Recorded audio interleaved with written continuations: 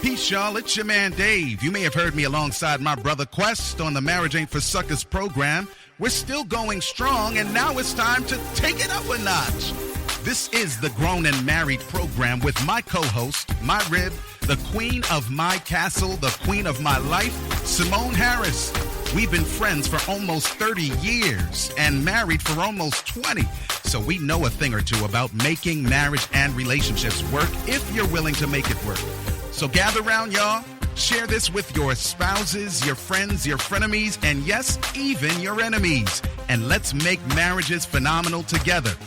Queen Simone, I know you're ready. I know you're set. So let's go.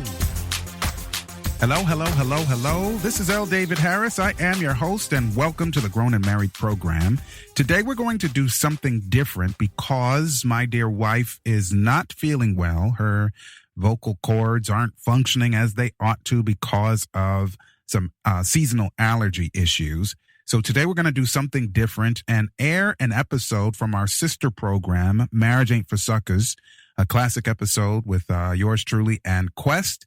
And so you will still be edified. It just won't be the way that you're accustomed. So stand by and you will have the blessing of listening to that program with yours truly and Quest. Just pray for Simone. She's doing okay, but it's just not really conducive for radio. You understand what I'm saying? So we'll see you on the next go. All right. Hold fast. Oh, man. I love it. Yeah. I love it. Welcome to another edition of the Marriage Ain't for Suckers podcast. Or my man D likes to say program.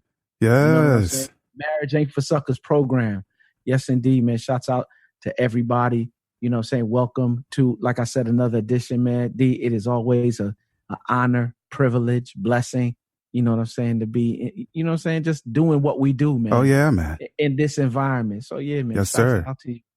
What's that we looking at, bro? Yeah, we're looking at for the people who are on iHeartRadio, TuneIn, and all of the other outlets. Okay. We're showing the people on Facebook Live and YouTube Live the studio background. Okay, no doubt. That's driving the audio and all of that good stuff. So just wanted to give them a quick peek in all of that. Oh yeah, no doubt. Yeah, no man. doubt. So that's where that is. Yeah. Yeah, a little over the top. We didn't need all that, but hey. I love it. I love it. Yeah, man. You know I love that kind of stuff. So yeah. It's right up my alley. Very nice, brother. Very nice. Yes, indeed. So let me get into it because when you do stuff like that, you introduce shenanigans, and I what can I say? Yeah, and then becomes an add-on. Let's not do it. It's a guilty pleasure of mine. Yeah. So, you know what I'm saying? Yeah. Yes, indeed. Well, let me shout out my peoples, man. Shouts out to Breathe University. Bang, bang, bang. When you want to succeed as bad as you want to breathe, then you will be successful. Yeah, right there. Yes, indeed. Let me tell you something. The marriage department, I'm proud to say that I'm the director for all marriage, concerning Breathe University, man. If you want to become a part of that community or any community, let me stop saying community, family, because that's really what it is. A family of marriages, a family of learners and learning. I don't care what it is, self-development. You want to become a public speaker, entrepreneurial endeavors. Mm-hmm. However, if you want to go to the next level, this is the place that you definitely need to be in. For more information, please do visit www.breatheuniversity.com. Just a reminder that, the last conference of the year, the last Stay Ready, will be in Los Angeles, California, November 12th. And if you want tickets and want to be in the building, etinspires.com/events. That's what's up. LA, stand up. Stand up, West Side. Mm-hmm. All right. Well, let's do this last bit of business. Today's program is brought to you by Audible. Get a free audiobook download and 30-day free trial at www.audibletrial.com/marriage. With more than 180,000 titles from which to choose for your iPhone, Android, Kindle, or MP3 player. And today, Quest, guess what?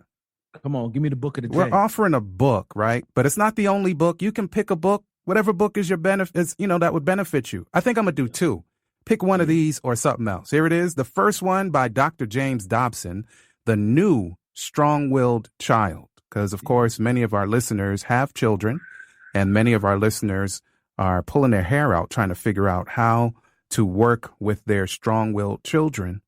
And so that's a good one. I just want to know if he wrote the book for Nico. Did he write that for Nico? I think Nico signed it, actually, because, Nico took over. Yeah. So that's a good one. An incredible one, actually. Look at him. Big smiley face. Yeah, this dude right here. Yeah, man. And listen, Josiah and Nico are the same boy. So yeah, it's a good book. And one more. Let's go with Every Man's Battle by Steve Arterburn and the men from the people from what is it? New Life Live. I love that psycho stuff. Psycho stuff. I am actually going to get my my card pulled because I said psycho. I really do have a psychology background. Mm-hmm. I should not have. I was going to say psychobabble, but anyway, Every Man's Battle, Steve Arterburn, and The New Strong-Willed Child by Dr. James Dobson. And looks like Isaiah's getting it all wrong again. Isaiah, I need to just give you some sensitivity training, sir. Nico is taking Taekwondo. Yeah, Taekwondo is Korean. Oh, I'm really not saying that to you. I'm really being passive aggressive toward Quest because Quest always says karate. Karate is not Korean. It's a martial art from a total different country, namely either Japan or Okinawa. Yeah. All right. Really, like I said, I'm being passive aggressive towards Quest. Oh yeah, I it's all the same thing to me. And Hey, pause. All right, so let's get into it. We are live. Let's get into it. And so after Quest finished drinking his water, and I'm proud of you, Quest. That's not designer water today. Oh, that's wow. Water. That's good water, man. I like it. That's what we're doing? Yeah, Deer Park. No, that's water. That's good water. Yeah. And y'all have to pay us for that one. That was actually that was free. Free. That was for free. But next time. I'm a Perrier fan, so you know how see, you shouldn't have done. Let's move into the topic now because the shenanigans have begun. So what are we talking about today, homeboy? Oh, come on, man. I love this topic too, D. I know you do. I love it, man. Uneven exchange when givers and takers collide. Oh my, that sounds dramatic, bro. Yeah, when givers and takers collide. And I'm blown, D, because for real, what I realize is that there are givers and takers in every relationship. Mm-hmm. And, when you hear that, what you really want to do is you want to be both, if anything. And you want to lead more to your giving side than you do your taking side. Okay.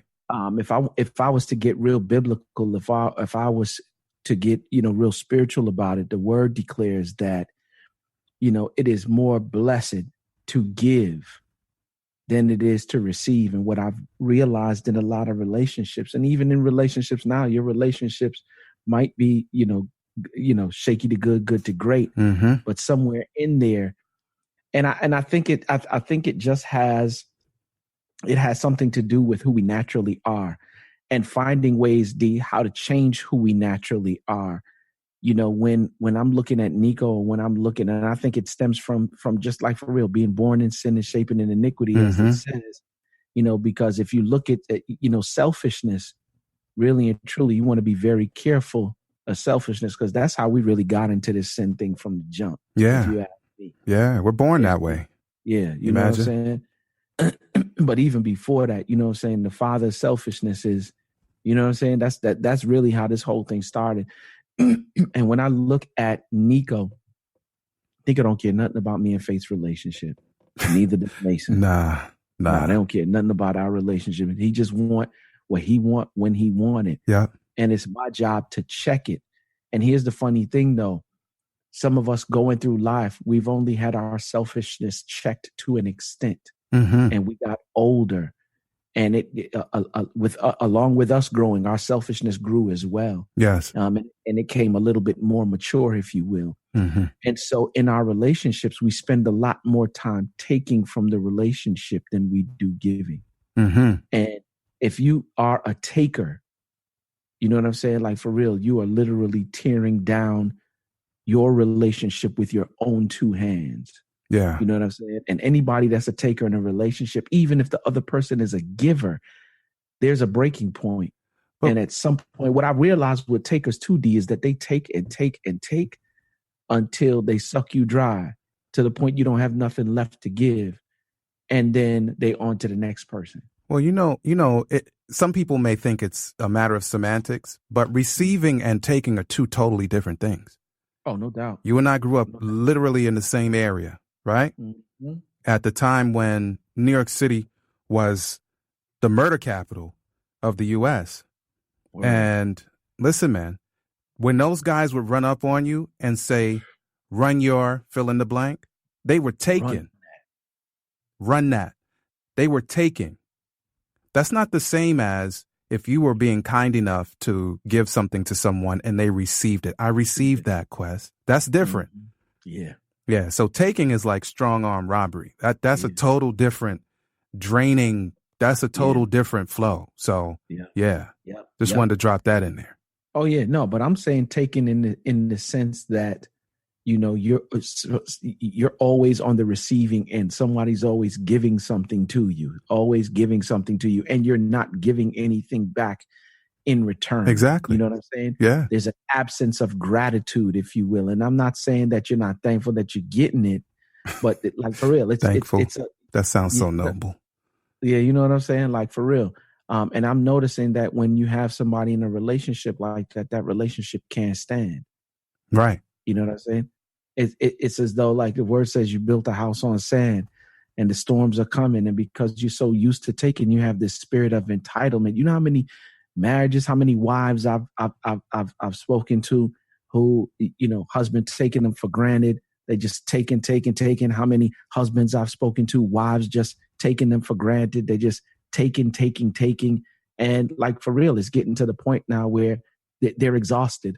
Yeah. They're tired. You're taking from them, monetarily, you're taking from them emotionally, you're taking from them mentally, spiritually, right. And you're not giving anything back. You're not. And what I've noticed about relationship, D, is that it's a living thing. And any living thing that you have to feed it. I don't care what it is. And if you don't feed it, then it will die. Will die. And it's like when we were talking about this, conceptualizing for this week, one of the things that came up was that we're not married to ourselves. There's somebody else. That's what we're doing. And that somebody else is, and if we're going spiritual with it, that other person should be preferable to ourselves in our own perspective. And so, it's a big deal, man. And it's a blessing to be able to give to our families. Yeah. And not to mention, we don't have a lot of time. Let me tell you something. I was speaking to somebody yesterday, and he was speaking to a situation with his family. And this is not a husband-wife type thing. This is just like a relationship between it's a step parent and him as an adult now. You know what I'm saying? And he was just explaining to me, that it's one of them situations where the parents are getting older and they looking for my man to call and do all of these different things now that they're getting older. And now he's just like, yo, it wasn't like this before. Now they putting expectations on him to keep in touch and do all of this other stuff. And he is like, yo, no disrespect, but, and I'm not saying that I won't do it, but he says it's such a stressor now because I'm just like, yo, in the years of opportunity when you had to invest in the relationship, now we hear, you know what I'm saying? And you trying to take from stuff that you never invested in. Yeah. You know what I'm saying? They made sure all his needs were taken care of in terms of monetary things like roof and all, but in terms of relationship, right? Like You know what I'm saying? And now he's seeking it. Like, I think, either his stepmoms or his father is like seeking it now. And he was just like, yo, they want me to call now, keep in touch now. And they never really invest. Well, of course his father did, but his stepmom's never really invested in him in terms of, you know what I'm saying? And now she's wanting him, why he don't never call and why he don't do this. And I'm sitting there like, you know what I'm saying? I can see where he's coming from. And of course he's going to do it regardless of, because he's just trying to operate with the love of Christ, really and truly. Of course. Right. But at the end of the day, like, and I guess I'm saying all of these things to say that, like, for real, you can't take away from something that you have not invested in. Right. And I think in some of our relationships or some of our marriages, because you've taken so much, you got NSF fees all over the place because you've taken stuff that you never invested in. Yeah. And to invest is, you have a reasonable expectation of return. And so if I'm constantly drawing on the bank, at some point, like you said, I'm going to get some overdraft fees. And if that's my marriage, and I'm a man in this case, then what does an overdraft fee look like in my wife? How is she emotionally now? Because I've been always drawing and not often investing. How is she spiritually if I'm always drawing and seldom investing? How is she when it comes to her being a wonderful mother if I'm always drawing, and not investing? So there are things that we all need, improvement on, but some people it's almost like an epidemic in some people's lives where they just don't understand what it means to give. So let's speak to that real quick, because that's what relationship is. I don't care what nobody say. Yeah, that's the whole point of it being relationship. Yeah, exactly. Yeah. You get in, there are people getting into relationship and they don't really understand the fullness of what this is. Right. Relationship it is not and never was an institution. Let's speak specifically to marriage. Marriage never wasn't and never was an institution that you look for somebody else to give you stuff or to make you happy. Although that is the general consensus. Well, it might be a little bit different now, but that at a point in time, if it's, still isn't a general consensus that you get into a relationship and the mindset is, can this person make me happy? Right. That's sort of the first thought for some people. Yeah. And really what it should be is, what can I do to make you happy? Yeah. What can I do to enhance your life? What can I give to you? How can I serve you? You know what I'm saying? That really and truly should be the first. So let's talk a little bit about the ways that we take from relationships. I remember one situation, and I had a conversation with a friend this week, and he knew, like he identified it immediately. And he was just like, man, I have not been in a vulnerable state, with my spouse. My anger is getting out of control. You know what I'm saying? And it's becoming an emotional drain on my family. Yeah. You know what I'm saying? I guess it speaks to the same contrast, if you will, between chargers and drainers. Yeah. You know what I'm saying? Yes. And he was just like, yo, I need to find somebody to talk with concerning this thing. And so a lot of the times we think that, taking from a relationship, most of the time it's, you know what I'm saying, time or money, but there are many different ways you take from the relationship emotionally, and you thinking that that the issue that you're having as a spouse, a difficulty that you're having that don't have nothing to do with your wife. It only got to do with you and you dealing with it. But they see you walking around the house with this attitude, with this certain countenance on you. Yeah. And you pulling from the relationship. And you call it like you ever heard people say, if daddy mad, the whole house mad. Or if mommy mad, the whole house mad. Yeah. That's exactly what it is. And you're draining the members of your house. Then your spouse is coming to you because they know or they see that something is wrong. Yeah. And they trying to find out what it is that's wrong, but you stonewalling them like, no, I don't want to talk about it. Oh, you're taking. Yeah. You're taking. Right. Not giving your wife an opportunity to make an investment into you. So she feels like she has to drag it out of you because now you look like you don't trust her.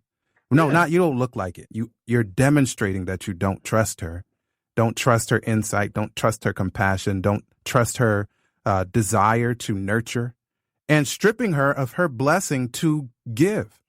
Because now she can't give. Like sometimes people like Quest, let's just say, somebody goes out, like you and me, we go out, we like, yo, I haven't seen you in a little while. What's up? Let's just go out and kick it, right? So we go out to have lunch. And you say, you know what, I got it. When the bill comes, you say, I got it. And then I say, nah, man, I can't let you do that. Yeah. It sounds noble. Yeah. Sounds great. But what I've done in that moment is taken from you the blessing to give. Yeah. Because I'm saying, no, Quest, I'm not going to allow you to be generous. I'm not going to allow you to receive whatever happens, the joy that you get when you're able to give, because I want to insert myself here. So we need to give each other the privilege of in our marriages to give. Yeah, and not only that, D, in that same situation, there's a balance to that. Yes. Because if the next time comes again, and you paying again, and the next time comes again, and you paying again, and the next time comes again, and you paying again, it gets to the point now. Unless you know what I'm saying, like unless where we are is two different places, you know what I'm saying, like for real. Now I'm taking from you and not giving to you. Yeah, you know what I'm saying. And so now the next time that rolls around, I'm like, okay, you would extend the same opportunity to me. You know what I'm saying? Like, no, I got it this time. No, last time you had it. Yes. You know what I'm saying? Now that's different, right? You know what I'm saying? Like for real. So there's a balance in it. And that's why I'm saying, like, just as much as you take, you should give, if not more. That's right. I have some friends. Okay, I'm going to say who they are. I'm putting them on blast. So my friend Justin, you know him. What am I saying, my friend? We all grew up together. No doubt. Yeah, so, okay, so Justin, my brother Reed, and Mrs. Reed. So I visited them years ago. Mm-hmm. And one of the things that his wife, Adrian, said, it was something like I'm in their kitchen. We're about to have dinner, and there's a ton of us there. I mean, just their family and ours, and there was a good number of people. Yeah, shouts out to Adrian. Yeah. And she said something like, I love to serve him. Ooh. And dude, that actually gave me sort of brain freeze. Ooh. And she wasn't saying serve him food. It just happened that we were about to eat or whatever. But she said something like, I love to serve him. And I could see in her countenance, that's the space behind your face, the parts you can't hide. Yeah. I could see in her countenance that, dude, she was as serious as it comes, man. And then Justin said something else. I can't even remember what he said.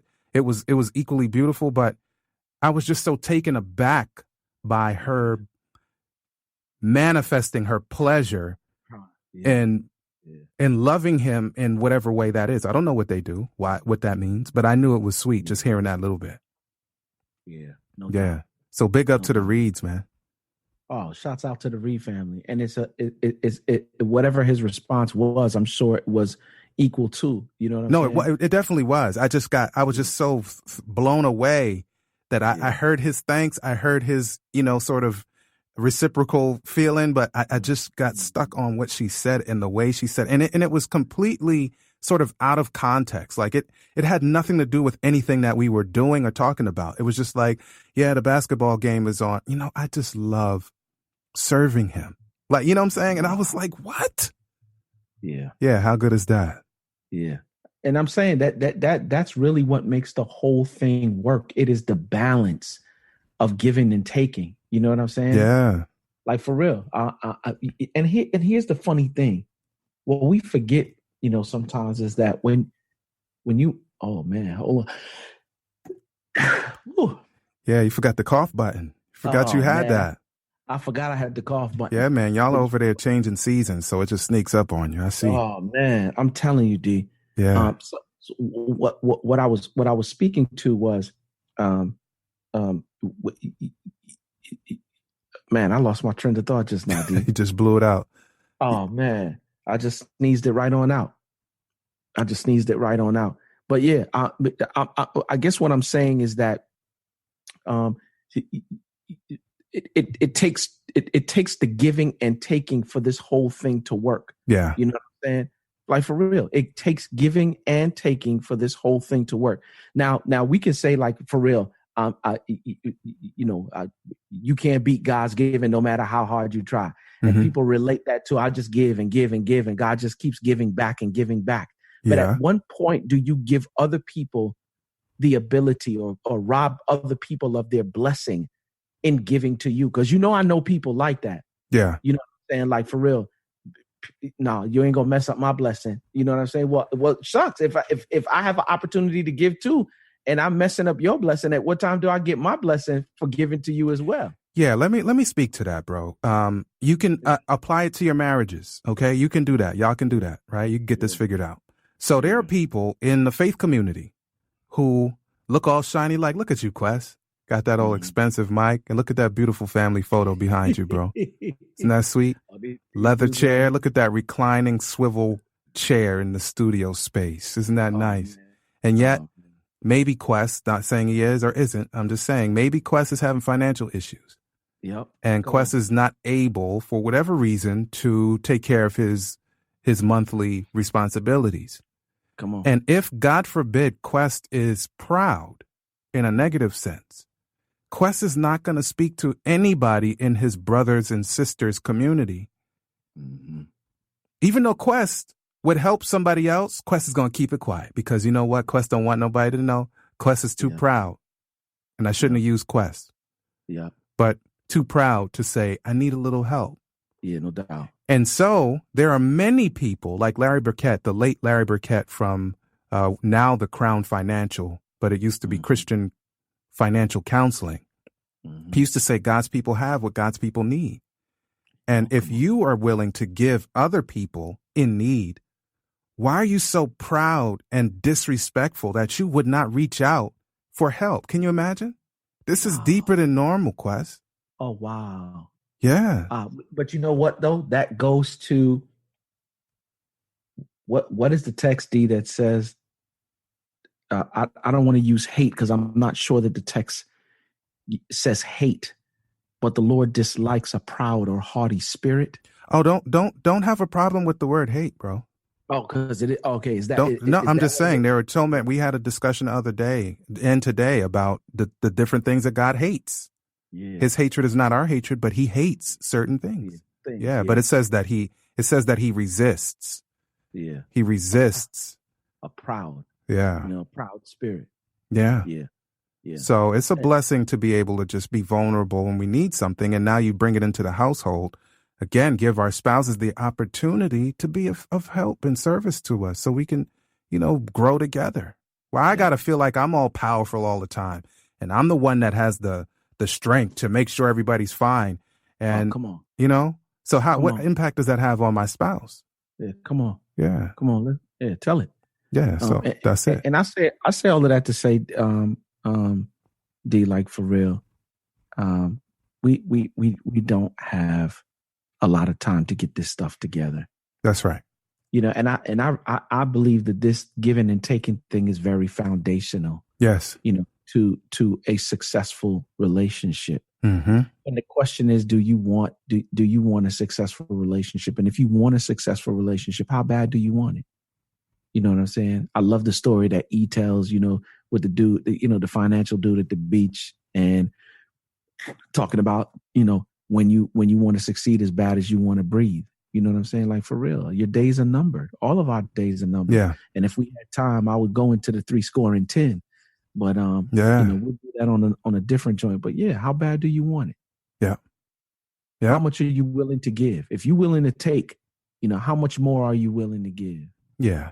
And it's really cool. That song that you alluded to earlier, You Can't Beat God, that chorus, You Can't Beat God Given. It's the sweet thing, like having a competition, and I mean that in a light way, having a competition at home of who can be the kindest, who can be the most generous. Oh, yeah. Who can be the most thoughtful. Oh, you shouldn't have. Yeah. That's a sweet spot to be in, man. Oh, yeah. I mean, it's just like the Reeds. I love to serve him. Yeah. And, say I love to love her. You know what I'm saying? Like, yes. That's the good thing, man. So it's a blessing to be able to do it. It's a blessing to be able to experience our spouses to the fullest, because if we're only givers or only takers, then we're missing half of the pie, man. And you don't want to do that. Yeah, no doubt. Yeah. I know I don't. Mm-hmm. Yep. Yeah. What happened? Yeah. You got spellbound, bro. Why you say that? Because you just stopped. Oh, no. I'm looking at you at the prettiness of That's the that's board, my man. fault. That's my fault, man. I there I go. There I go again. But Looking yeah. at the prettiness of the board. Like Quest always says, man, y'all stay focused. Yeah. And, thanks for enjoying Please this do. with us. There you have it, y'all. I hope you've enjoyed your time with us.